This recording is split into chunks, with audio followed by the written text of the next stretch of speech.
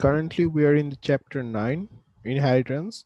We have covered some of the topics from the book already, but still, let's have a look that we have talked about. If I go from the book one by one, first we have this basic definition of what is a derived class and what is a base class.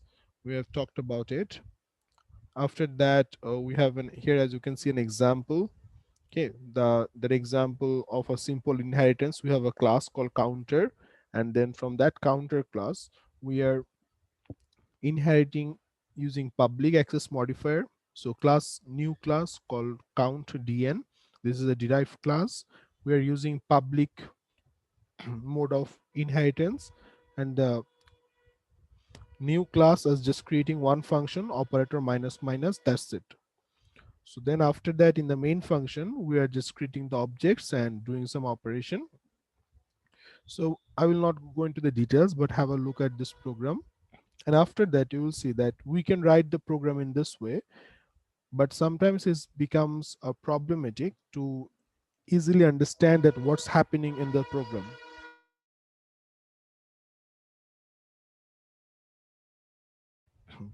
So sometimes it becomes difficult to understand that what's actually happening in the program, or what are the functions. So for that, we use actually a email class. In our first chapter, we have studied what is a email. Okay, and in this way, what we do, we represent the class in a much more specific way using a diagram. So in this case, as you can see, the previous program, the name of the class was counter. It had one private variable. It had one variable that was protected, count. It had these functions, counter. It has a construct. These two constructor. It had a get count function and operator plus plus function. And then what we did from this class, we derived a new class called count dn, which didn't have any of its own parameter. It only had one function, one member function, that is operator minus minus. So using this UML class diagram, we can represent the classes more easily, and it's easy to understand rather than this one. So in some of the cases in future, we will use the UML class diagram. So whenever the code actually gets big, okay, at one glance is become difficult to understand that what we have done in different part of the code. Okay, so in short, we will use this, but if we want to go to the details, now we can go. Okay, so here we have the class counter. We have a protected variable that is called unsigned integer, and in the public we have two constructor. One is count 0 and one is count c. So this is basically a no argument constructor. And then we have this integer get count. What it does, it returns the count, the value of this get count. And this another, we have another function, counter operator plus plus. What it does, it increases or increments the value. So plus plus counter, that's it. So if you call the function, what will happen, that if you call the function with 5, it will return 6, and so on. Then we have this new class, the derived class countdown. Okay, what it does, it does the opposite of operator plus plus. It adds another function where you can also decrement. So in this one, the increment operation was not possible, but in this one we can decrement as well. Finally, in the main function, we create object of this class, and after creating the object, we just call the function for different cases. Run the program, you will see the output. Now, the the first thing we'll see is about this one, that sometimes we'll use this UML class diagram for better understanding the program, that what's happening in the program. And now we have talked about how we can access base class members.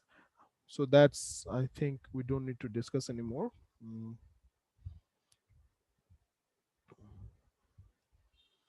Now, one thing we didn't include in the slide is the danger of protected. We have seen that we have three types of accessibility or access specifier in a class. We have public, it can be protected or it can be private. Now public, that we understand that if we declare a public, that means anyone can access it, and private means if you declare private, that means no other variable from outside the class will be able to access it. Now what does protected means? Protected, we have seen that in case of protected, okay, the derived class and the class you have used it both can access it. So here as you can see, this is the case of protected. Now there are some problems or there are some dangers of protected, that there's a there's a disadvantage, okay, is making a class protected is that the data is actually not secure. How the data is not secure? Okay, so here they have given a case. Any programmer who buy this library, let's assume you have created a library of your own, and in your own library, what you have done in your class library, okay, you have declared some of the variables protected. Okay, but now what they can do, okay, any programmer who buys your library can access, let me focus on here, can access the protected members of your class by simply deriving other classes from this. So yes, sorry for this. Yeah, now it's okay. So any uh, programmer, they can access your protected members of your class. What they have to do, they just have to derive the class and then they can access it. Now this makes the protected members considerably less secure than the private members. So if you declare a variable protected, it's almost like a public. Okay, and this is just one cases. There are also some other advantages as well.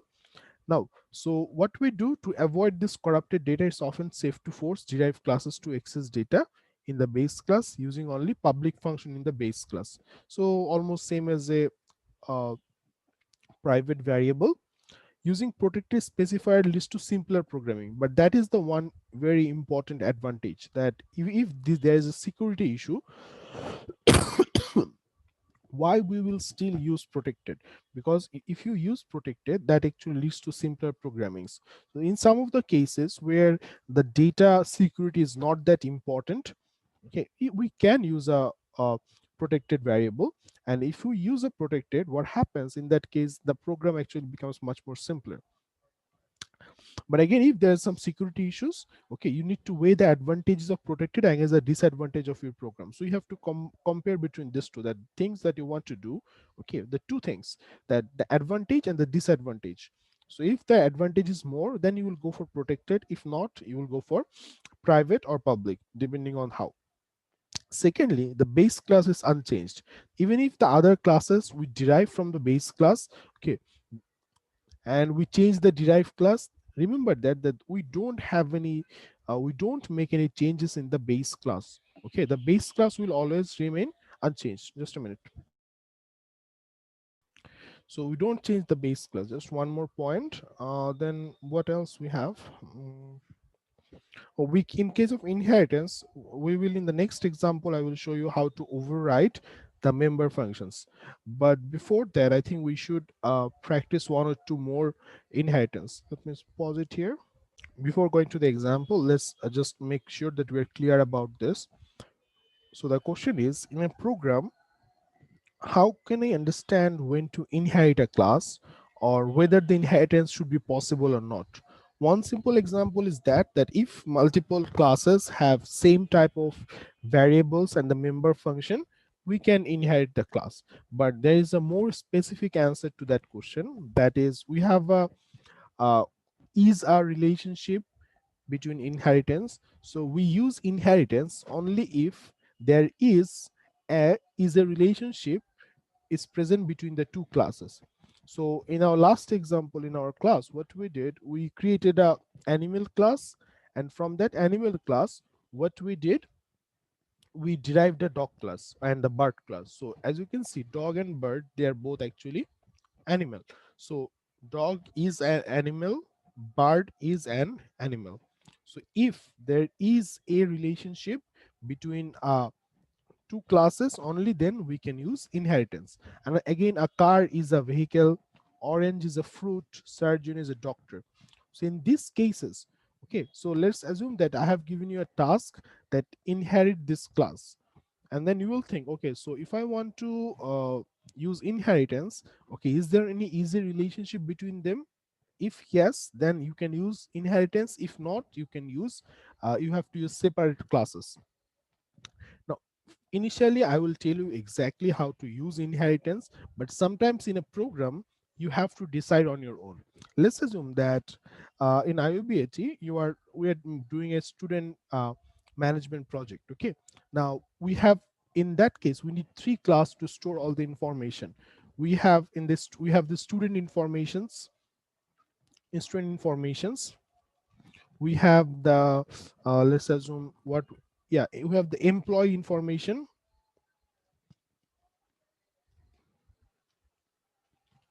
then we can have the, what else we have left, yeah, for now let's just use it too. Now you have there's two way to solve this or do this program. First, what you can do, okay, number one, you can create a class. Okay, the class, you can call the class number one solution. Okay, I'm discussing the number one. So you can create a class. Oh, okay, just a minute. Yeah, this doesn't look. You can create a class called people. Then from the people class, you can derive the student class and the employee class. Okay, so derive student and employee class. So what will be the advantage? That in the people class we can store informations like we can give name. Every student will have a name, employee will also have a name, they will have an address. Okay, then they will have a phone number.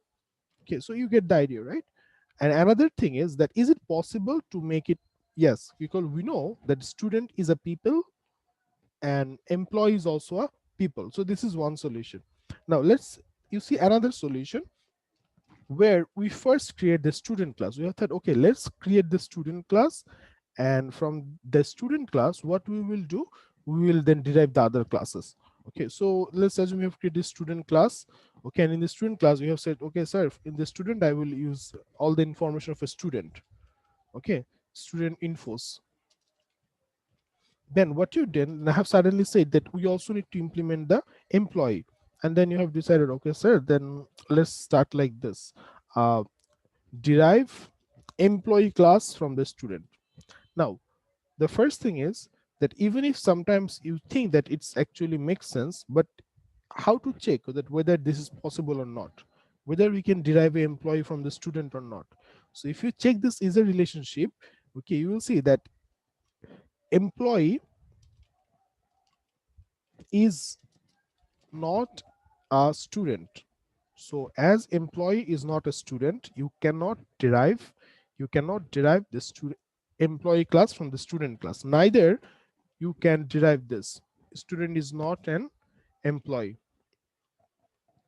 So by checking these conditions, we can decide whether to inherit a class or not. If I go for this example, okay, so in an option you have these four classes: car, then we have this dog, animal class, sorry, not car, we have this uh, vehicle class,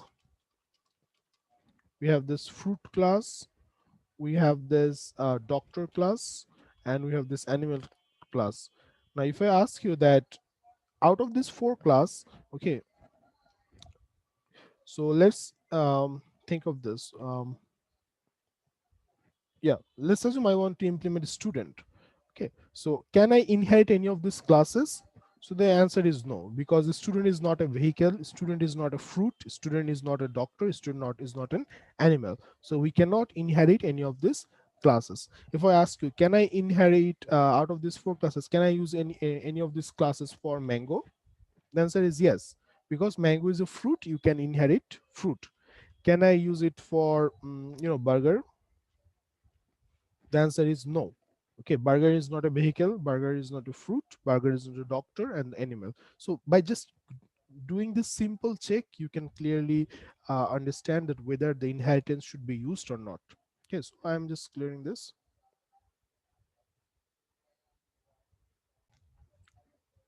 This was the example that we have practiced in the last class. We had an animal class, From that animal class we have derived a dog class, and that from the dog class what we have done, we have actually called the function. And we have seen that even though in the animal class, okay, sorry, in the dog class the eat and sleep function is not there, but when we inherit a class, what we can do, we can just call the functions. So it's almost like I have said that it's almost like copying the values from this function to this function. Okay, so it will be easier for you to understand if you remember like this, that whenever we're inheriting, we're basically copying all the information from here to here. Then I have shown you that how the constructor and destructor work in a constructor and destructors work in the base class and the derived classes.